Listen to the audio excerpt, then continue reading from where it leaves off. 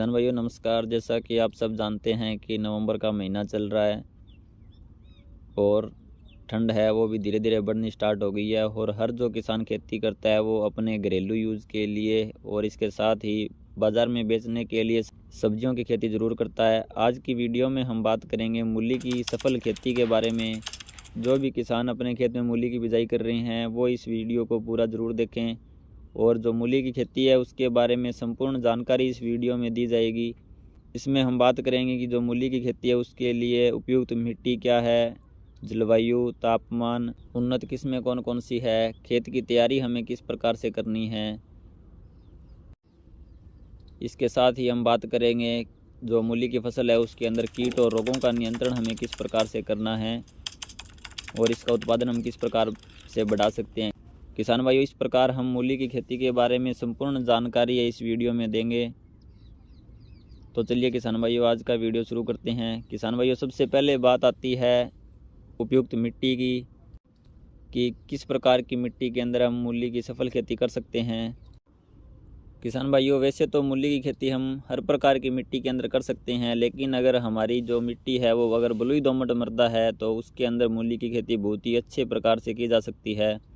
इसमें ध्यान रखने वाली बात यह है किसान भाइयों कि जो हम मिट्टी चयन कर रहे हैं उसके अंदर जल निकास की व्यवस्था अच्छी होनी चाहिए, जिससे कि अच्छा उत्पादन हम मूली का प्राप्त कर सकें। और इसके बाद बात आती है कि जो मिट्टी है उसका पीएच कितना होना चाहिए। तो अगर हमारी जो ज़मीन है उसका पीएच मान 6 से 7 के बीच में है तो उस मिट्टी के अंदर हम मूली की खेती आसानी से कर सकते हैं। अब बात आती है किसान भाइयों जलवायु की।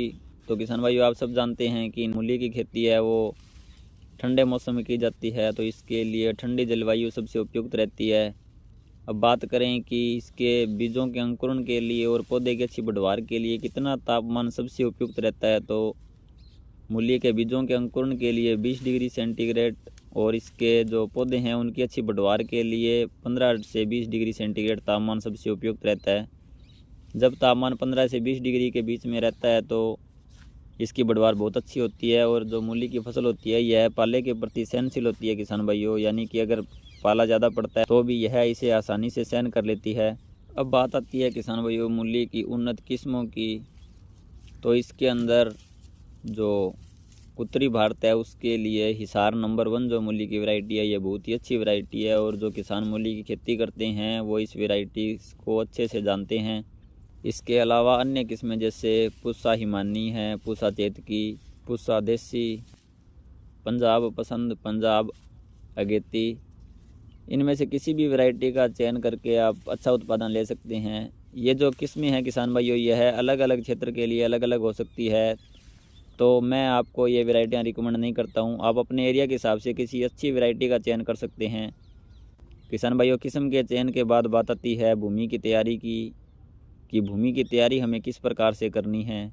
तो किसान भाइयों, भूमि की तैयारी करते समय हमें अगर हमारे पास पूर्णतया सड़ी गली गोबर की खाद है तो ही हमें इसका इस्तेमाल करना है, अन्यथा हमें गोबर का इस्तेमाल हमारी फसल के अंदर नहीं करना है। इसके लिए भूमि तैयार करते समय हमें 2 से 3 गहरी जुताइयाँ हमारी फील्ड के अंदर करनी है। और इसके बाद हमें अगर हम रासायनिक उर्वरकों का इस्तेमाल कर रहे हैं तो इसके लिए हमें 50 kilogram single super phosphate, 100 kilogram potash और 100 किलोग्राम नाइट्रोजन की मात्रा प्रति हेक्टेयर के हिसाब से इस्तेमाल करनी है। भूमि तैयार करते समय हमें नाइट्रोजन की आधी मात्रा और फास्फोरस व पोटास की पूरी मात्रा हमें भूमि के अंदर आखिरी जुताई के समय मिला देनी है।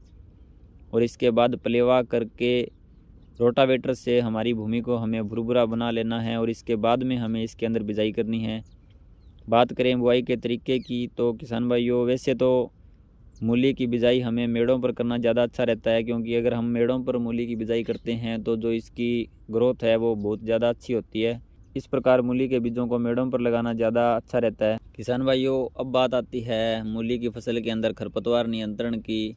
अगर हमारी फसल के अंदर खरपतवारों का प्रकोप नॉर्मल रहता है तो हम इसे निराई गुड़ाई से निकाल सकते हैं, और अगर खरपतवारों का प्रकोप बहुत ज़्यादा रहता है तो हम मूली के बीजों की बिजाई के बाद और अंकुरण से पहले पेंडामेथालिन खरपतवार नाशी का उपयोग कर सकते हैं।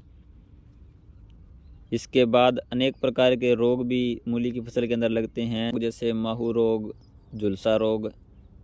इस प्रकार के रोगों प्रकोप अगर हो जाता है तो उत्पादन प्रभावित हो सकता है। इसके लिए हमें मुख्य रूप से रोग प्रतिरोधी वैरायटियों का इस्तेमाल ही बिजाई के समय करना है, और अगर हम इनका नियंत्रण समय पर कर लेते हैं तो मूली का बहुत ही अच्छा उत्पादन हमें प्राप्त हो जाता है।